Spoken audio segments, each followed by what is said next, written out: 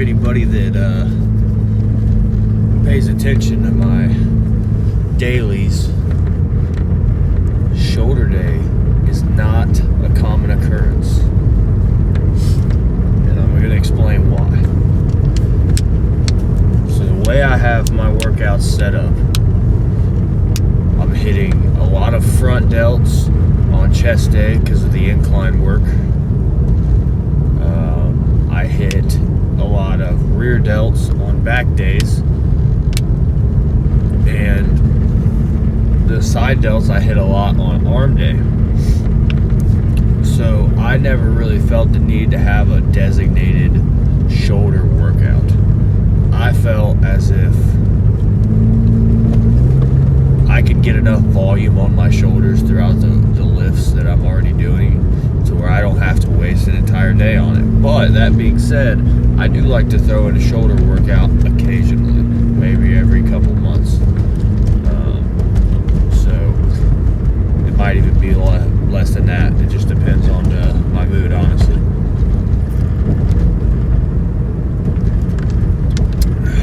But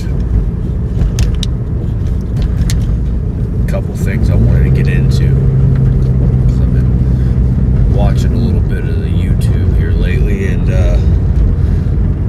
I feel there's a lot of misinformation out there, and I just wanted to set the record straight. Okay,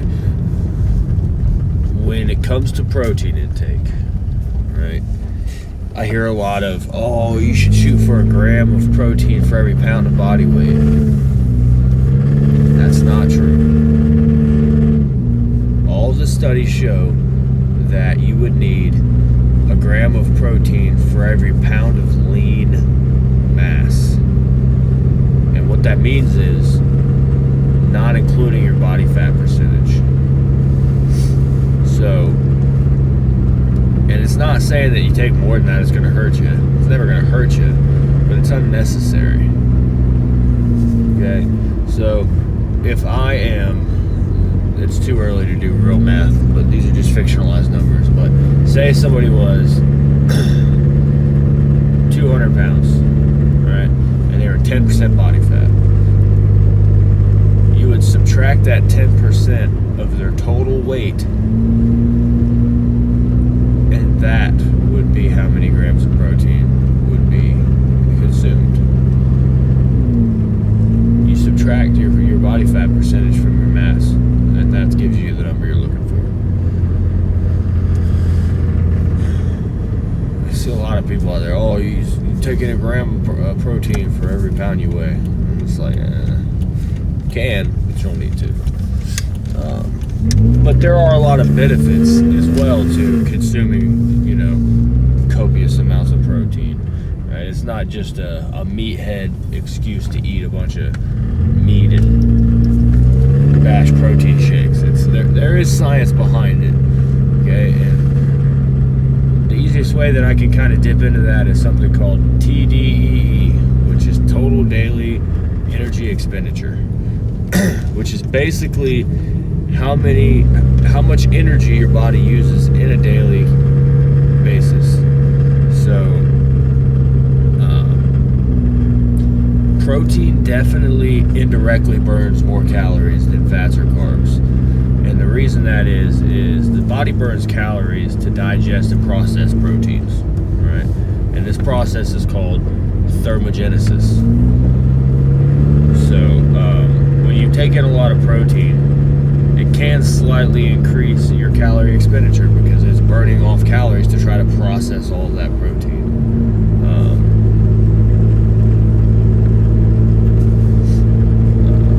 Not to say that it doesn't burn off energy to process fats and carbs, but it definitely doesn't work as hard. Oh shoot. Man. Time to start drinking that pre-workout.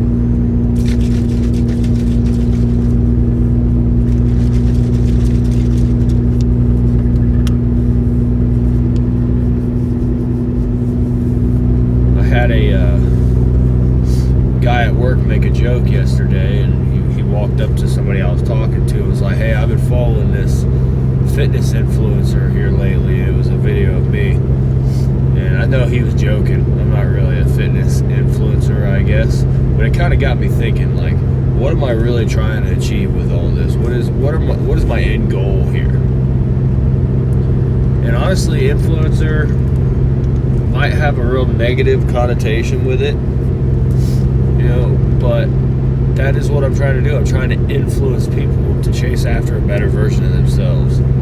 I'm not really after, you know, popularity or money or any of that stuff. I really don't care about that. I'm trying to encourage and build people up and show them the correct ways to go about things. I mean, I have a story to tell, and I just felt like when I started this TikTok thing, there'd be a good amount of people that wanted to hear it and wanted to see my journey. So that's where I am.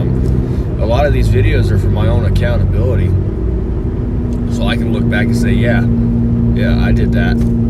That was what I was looking like a year ago. Look at how my form has improved from then to now. You know, daily accountability is the biggest driving factor for why I post these videos every day.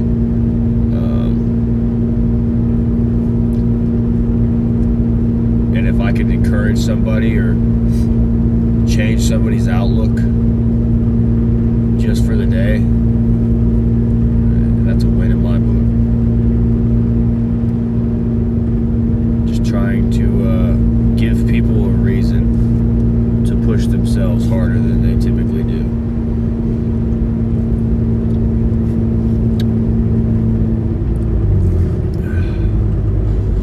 As you can see, I've reached my point of pre-workout consumption. There's always a point in my drive where I start consuming it so that it hits me at the right time when I'm going to the gym.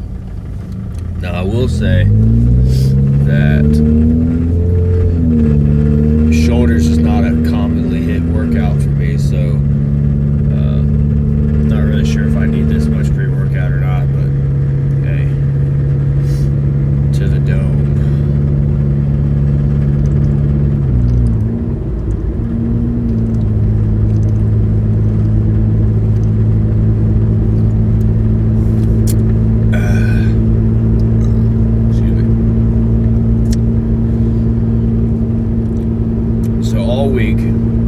Pretty consistently hitting the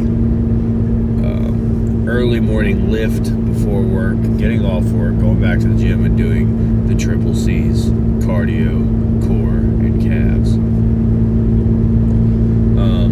As far as like soreness level, I'm not really that sore. I think I've really got the right amount of volume and weights that I'm using during the lift and stuff. I think I've got everything very well balanced to where I'm just the right amount of sore. Enough to know, all right, I went in, I did the job, but I'm not too sore where I'm not going to be able to go back in tomorrow.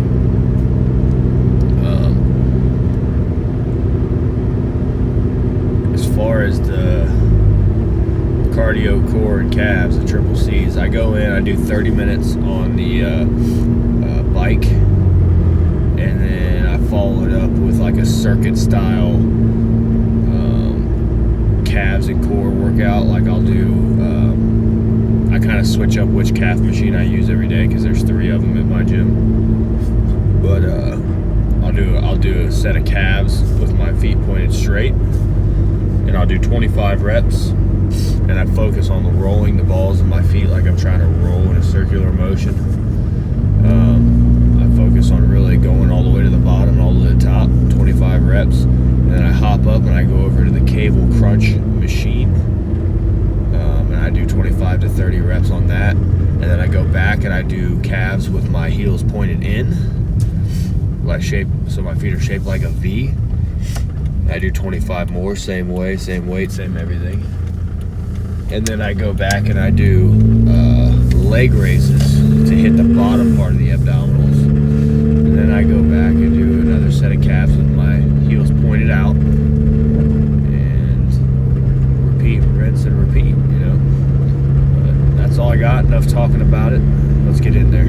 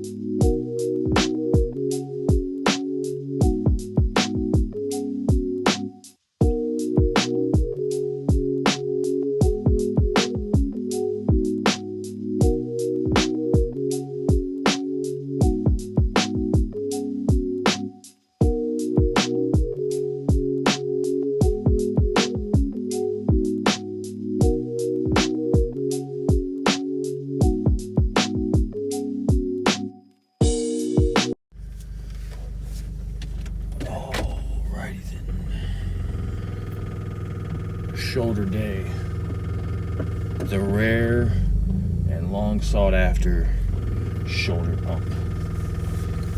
And the only reason I say it's rare is, as I said, I don't do direct shoulder days that often. But when I do, man, I do enjoy it. Started out with some moderately weighted lying face pulls.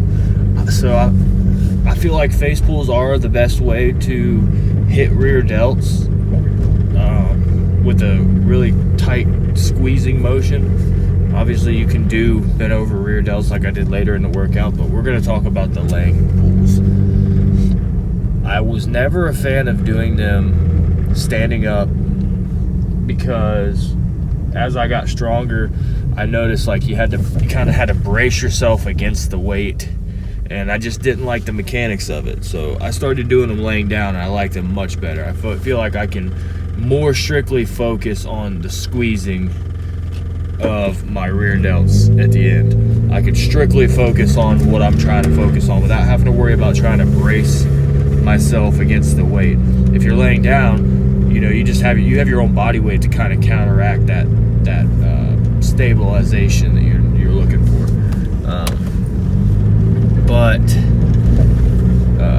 Did 3 sets of those because those were feeling pretty good. I have a habit, and it's very apparent in this workout if you watch it close enough, of making a plan. And if I go to do a set of something and I'm just not feeling it, or it's just not feeling like it's doing what I want it to do, I'm not going to do another one. I'll go do something else.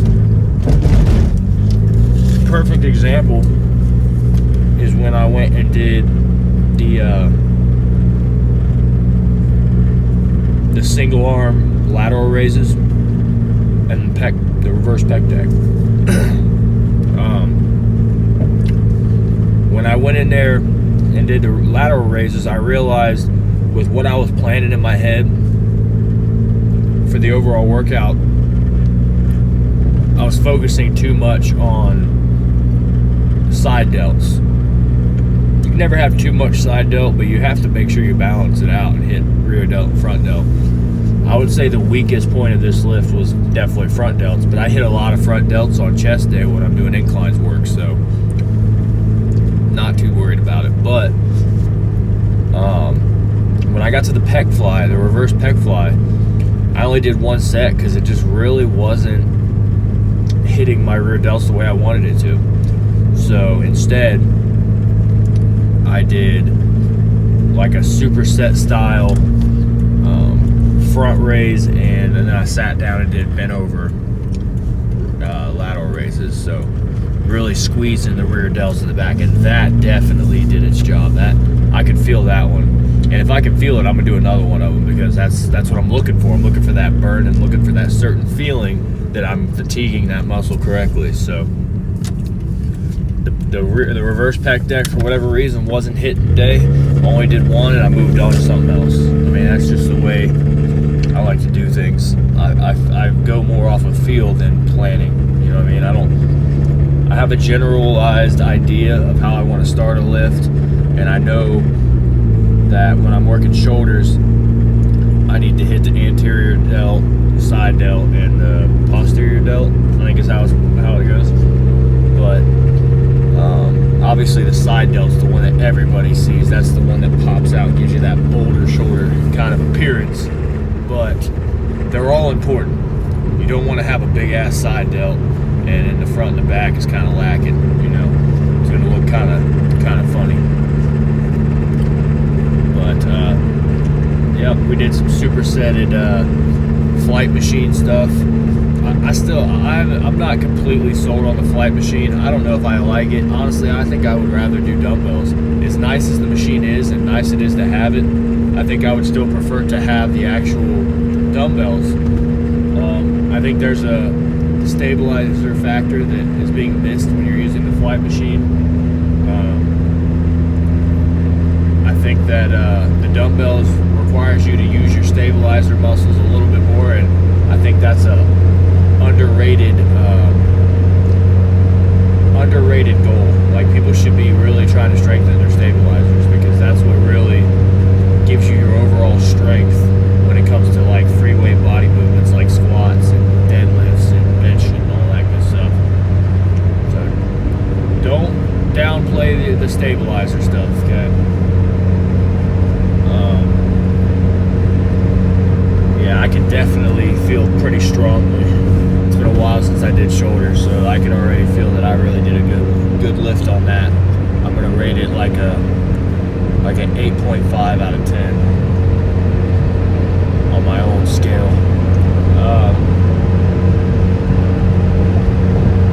Yeah, I mean, I think that's